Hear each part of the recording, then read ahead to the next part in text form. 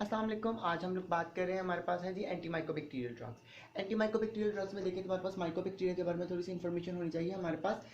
Mycobacteria हमारे पास क्या आते हैं, बेसिकली होते हैं हमारे पास acid fast rods. Acid fast rods होते हैं, ये आम ग्राम स्टेनिंग से स्टेन नहीं होते, इनको एसिड फास्ट स्टेनिंग से स्टेन किया जाता है। हमारे पास इनकी एक क्लियर कट पिक्चर हमारे पास ये होती है कि ब्लू बैकग्राउंड होता है, उसके ऊपर हमारे पास पिंक कलर के रॉड्स होते हैं। अब हम लोग देखते हैं कि हमारे पास कौन कौन से बैक्टीरिया हैं माइकोबैक्टीरिया जिनको हमने इस चैप्टर में कवर करना है। हमारे पास है जी माइकोबैक्टीरियम ट्यूबरकुलोसिस, माइकोबैक्टीरियम लेप्री जो लेप्रोसी काज करता है, जिसको जिजाम भी कहते हैं हम लोग, जो कि हाईली कंटीजियस डिजीज है, स्क्रीशन से मतलब ट्रांसफर हो जाती है। इसके अलावा माइकोबैक्टीरियम एवियम सेलुलेज, उसकी इतनी बात नहीं करेंगे, लेकिन माइकोबैक्टीरियम ट्यूबरकुलोसिस और लेप्री इन दोनों की बात जरा ज्यादा होगी हमारे पास। अगर हम लोग इसकी कॉम्प्लिकेशन की बात करें कि why anti mycobacterial drugs are superior to other anti bacterial drugs, तो ये इस तरह है हमारे पास। पहली चीज तो आप ये याद रख लें कि माइकोबैक्टीरिया है ना हमारे पास, ये बहुत स्लोली ग्रो करते हैं, ठीक है। और जितनी भी हमारे पास एंटीबायोटिक्स होती है ना, वो हमारे पास फास्ट ग्रोइंग बैक्टीरिया के खिलाफ एक्टिव होती हैं। दैट इज वाई वो माइकोबैक्टीरियाज के खिलाफ जो है ना एक्टिव नहीं होती, फिर उनके लिए हमने स्पेशल ड्रग्स डिजाइन की।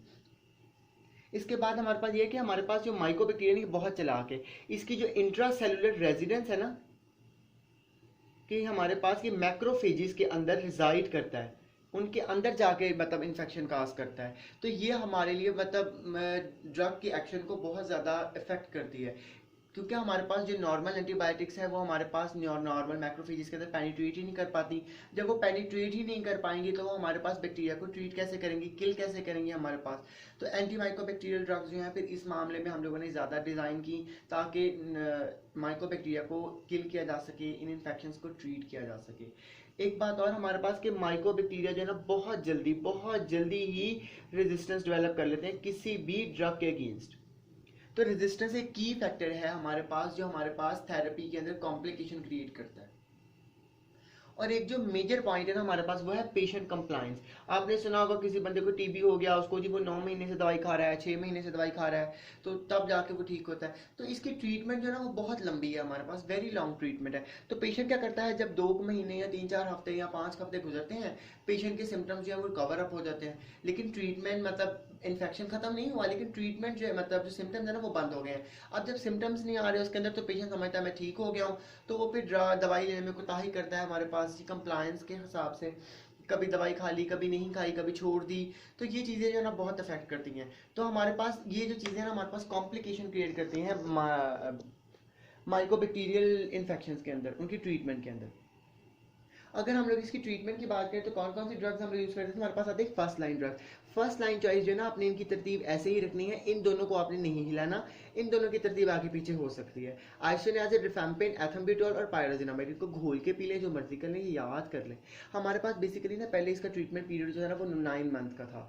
पहले तो इससे भी ज़्यादा लंबा था क्योंकि तब ड्रग्स डिज़ाइन नहीं थी। फिर 9 मंथ पे आया। फिर 9 मंथ में इन्होंने कहा कि अगर आप इनको 2 महीने इन दोनों को, आइसोनियाजिड और रिफैम्पिन को इस्तेमाल करें, और 2 महीने के बाद आप इन दोनों को भी इनके अंदर ऐड अप कर लें। बेसिकली पहले पायराजिनामाइड को ऐड करें, बुक में ये लिखा हुआ है। तो आपका जो ड्यूरेशन है ना वो 9 मंथ से भी रिड्यूस होकर हमारे पास 6 मंथ तक आ जाता है। तो ये हमारे पास फर्स्ट लाइन ड्रग जो है ना, इनकी चॉइस के अंदर हमारे पास ये चीज़ें हैं कि ये ज़रा ज़्यादा अच्छी ड्रग्स हैं हमारे पास, इसलिए इनको फर्स्ट लाइन के तौर पे हमने रिकमेंड किया। ठीक है जी। इसके बाद अगर हम लोग बात करें अल्टरनेटिव ड्रग की, तो इसमें हमारे पास आती हैं स्ट्रेप्टोमाइसिन जो हमारे पास है, सिप्रोफ्लॉक्सासिन हमने पढ़ी, फ्लोरोक्विनोलोन, एमिकासिन, अमाइनोग्लाइकोसाइड है, पैरामाइनोसैलिसाइलिक एसिड है हमारे पास, और भी 2-3 ड्रग्स हैं हमारे पास, उनके नाम नहीं लिखे क्योंकि अल्टरनेटिव से भी हमारा कोई चक्कर नहीं। अभी हम लोगों ने सिर्फ फर्स्ट लाइन ड्रग्स को डिस्कस करना है कि हमारे पास भी फर्स्ट लाइन ड्रग्स कौन कौन सी हैं। सबसे पहले इनमें हम लोग देख लेते हैं जी आइसोनियाजिड को। जी हम लोग बात कर रहे थे आइसोनियाजिड मतलब एंटी माइकोबैक्टीरियल ड्रग्स की, इसमें सबसे पहले हम लोग बात करेंगे आइसोनियाजिड की। बेसिकली आपको पता होना चाहिए कि हमारे पास आइसोनियाजिड जो है वो हमारे पास एंटी टीबी की ड्रग्स में फर्स्ट लाइन थेरेपी के तौर पे इस्तेमाल की जाती है। इसके मैकेनिज्म ऑफ एक्शन की बात करें तो आइसोनियाजिड के बारे में याद कर लें कि ये माइकोलिक एसिड सिंथेसिस इनहिबिटर है। माइकोबैक्टीरिया को माइकोबैक्टीरिया कहते ही क्यों है, क्योंकि उनकी सेल वाल के अंदर एक कंपोनेंट होता है जिसको कहते हैं जी माइकोलिक एसिड। अब भी आइसोनियाजिड क्या करती है, माइकोलिक एसिड की सिंथेसिस को इनहिबिट कर देती है। अब कैसे इनहिबिट करती है, बेसिकली आइसोनियाजिड हमारे पास होती है जी एक प्रोड्रग। प्रोड्रग को डेफिनेटली एक्टिव फॉर्म में चेंज होना ही चाहिए और होना पड़ता है।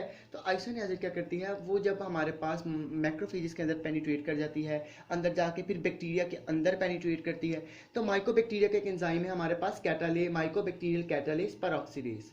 ठीक है जी। ये क्या करता है, आइसोनियाजिड को प्रो ड्रग से एक्टिवेटेड फॉर्म में चेंज कर देता है। क्या नाम है एंजाइम का, माइकोबैक्टीरियल कैटालेज पेरोक्सीडेज। अब ये एंजाइम हमें पता है कि हमारी बॉडी का एक एक हिस्सा जीन से इनकोडेड हुआ है, तो ये एंजाइम भी हमारे पास किसी न किसी जीन से इनकोडेड होगा। तो उस जीन का नाम है कैट जी। याद कर लें, हिफ्स कर लें एमसीक्यू के पॉइंट ऑफ व्यू से कि वो कौन सा एंजाइम है जो हमारे पास ड्रग की एक्टिव आइसोनियाजिड की एक्टिवेशन में रोल प्ले करता है। वो है हमारे पास माइकोबैक्टीरियल कैटालेज पेरोक्सीडेज, और जीन कौन सा है इसका जी, कैट जी। अब हमारे पास ड्रग जब एक्टिव फॉर्म में आ गई है, एक्टिव हो गई है, अब ये क्या करती है, एक्टिव होने के बाद ये कम्प्लेक्स बना देती है हमारे पास कैरियर एसाइल प्रोटीन्स के साथ और कैश ए। बेसिकली कैरियर एसाइल प्रोटीन्स हमारे पास माइकोबैक्टीरिया के अंदर कुछ स्पेसिफिक प्रोटीन्स होती हैं जिनका काम होता है ट्रांसपोर्ट करना। ठीक है जी, ये ट्रांसपोर्ट वाली प्रोटीन्स होती हैं, ये आइसोनियाजिड इनके साथ कम्प्लेक्स बना लेती है। ठीक है, अब जब हमारे पास कोई चीज़ ट्रांसपोर्ट से मुराद, अब हम इस तरह करते हैं कि मेरे पास फॉर एग्जांपल ये माइकोबैक्टीरिया की सेल वॉल है। ठीक है, ये माइकोबैक्टीरिया का अंदर वाला इनसाइड वाला हिस्सा है। अब यहाँ से चीज़ों ने ट्रांसपोर्ट होकर जाना है यहाँ तक, ताकि यहाँ पे सेल वॉल बन सके। अब जब ये कैरियर सारे प्रोटीन ही नहीं हो गई हैं, ये ब्लॉक हो जाएगी हमारे पास, तो ये चीज़ें लेके यहाँ तक कैसे जाएगी, पीछे से प्रिकर्सर ही नहीं जब जाएगा, माइकोलिक एसिड ही नहीं जाएगा हमारे पास। ठीक है, तो हमारे पास कैसे होगा, तो ये क्या करती है, माइकोलिक एसिड की सिंथेसिस को ही हमारे पास इनहिबिट कर देती है बाद में। ठीक है, आइसोनियाजिड हमारे पास क्या करती है, प्रो ड्रग है, एक्टिव होती है, उसके बाद इन दोनों के साथ कम्प्लेक्स बनाते हैं। कम्प्लेक्स बनाने के बाद हमारे पास क्या करती है, माइकोलिक एसिड की सिंथेसिस को माइकोबैक्टीरिया के अंदर ब्लॉक कर देती है। जब उसकी सिंथेसिस नहीं होगी, कैश है उसकी सिंथेसिस कराना बंद कर देगा, कैरियर साइल प्रोटीन्स उसको ट्रांसपोर्ट करना बंद कर देंगी, तो हमारे पास सेल वॉल जो है बैक्टीरिया की क्या हो जाएगी, डिस्ट्रॉय हो जाएगी और बैक्टीरिया मर जाएगा। ये बातें आपने याद रखनी है, इसका मैकेनिज्म ऑफ एक्शन बहुत बहुत इंपॉर्टेंट है कि कैश ये हमारे पास उनकी सिंथेसिस को ब्लॉक करता है, कैरियर साइल प्रोटीन्स हमारे पास उनकी ट्रांसपोर्ट को ब्लॉक कर देती हैं, और हमारे पास बैक्टीरिया की सेल वॉल जो है वो डिस्ट्रॉय हो जाती है। अगर हम लोग रेजिस्टेंस की बात करें तो रेजिस्टेंस भी बहुत इंपॉर्टेंट है। इसकी दो तरह की रेजिस्टेंस होती है आइसोनियाजिड की। बैक्टीरिया जो है ना, माइकोबैक्टीरिया आइसोनियाजिड से दो तरह की रेजिस्टेंस डेवलप करते हैं, एक हाई लेवल रेजिस्टेंस, एक होती है हमारे पास low level resistance. High level resistance में क्या करते हैं हमारे पास बैक्टीरिया, उनके कैट जी जीन में ही म्यूटेशन आ जाती है। कैट जी जीन में जब म्यूटेशन आ जाएगी, वो चेंज हो जाएगा, तो आइसोनियाजिड तो प्रो ड्रग है, वो एक्टिव फॉर्म में चेंज ही नहीं होगी हमारे पास। इसके अलावा उनके अंदर म्यूटेशन आ जाती है ना कैश ए के अंदर। जब कैश ए के अंदर म्यूटेशन आ जाएगी हमारे पास, तो आइसोनियाजिड कैश ए के साथ लगेगी ही नहीं, तो माइकोबैक्टीरिया की सिंथेसिस रुकेगी नहीं, माइकोलिक एसिड की, माइकोलिक एसिड बनता जाएगा हमारे पास, और इस तरह हमारे पास थेरेपी फेल हो जाएगी।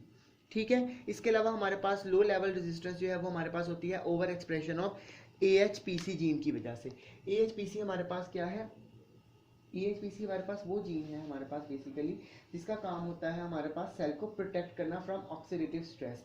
ये हमारे पास कुछ ऐसे एंजाइम्स या कह लें जी हमारे पास ऐसे एंटीऑक्सीडेंट प्रोड्यूस कराता है जो माइकोबैक्टीरिया को ऑक्सीडेटिव स्ट्रेस से बचाते हैं। जब हमारे पास इसी में म्यूटेशन आ जाएगी, इसी में रेजिस्टेंस मतलब चेंज आ जाएगा हमारे पास, तो बैक्टीरिया जो है ना वो रेजिस्टेंस डेवलप कर लेते हैं आइसोनियाजिड से।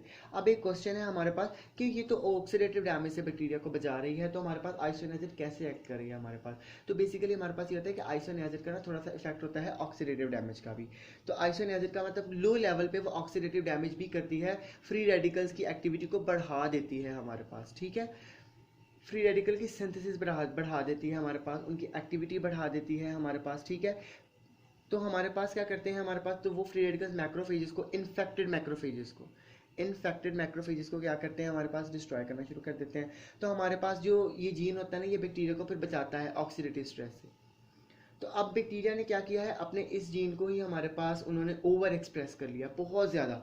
अब क्या होगा हमारे पास कि आइसोनियाजिड जो है ना फ्री रेडिकल्स एक्टिवेट करा भी देगी, फ्री रेडिकल्स बन भी जाएंगे, तो वो माइकोबैक्टीरिया को डिस्ट्रॉय नहीं कर पाएंगे। क्यों? क्योंकि उन्होंने उनके खिलाफ रेजिस्टेंस डेवलप की हुई है फ्री रेडिकल्स के अगेंस्ट। तो ये लो लेवल रेजिस्टेंस है, इसीलिए मैंने इसके ऊपर लिखा कि ये हर बार नहीं होती, बहुत लो लेवल पे करती है, बहुत लो लेवल पे। हाई लेवल पे क्या काम होता है, कैट जी में म्यूटेशन हो जाती है और कैश ए में म्यूटेशन हो जाती है। ना ड्रग एक्टिव हो, ना ड्रग किसी चीज़ को ब्लॉक करे। बैक्टीरिया बहुत ज़्यादा चलाक है, माइकोबैक्टीरिया जो है हमारे पास, तो ये सारा काम हमारे पास वो इस तरह करते हैं। हमें को kinetic clinical uses adverse effect हम लोग नेक्स्ट वीडियो में करेंगे। If you have any query you can always ask me. Thank you.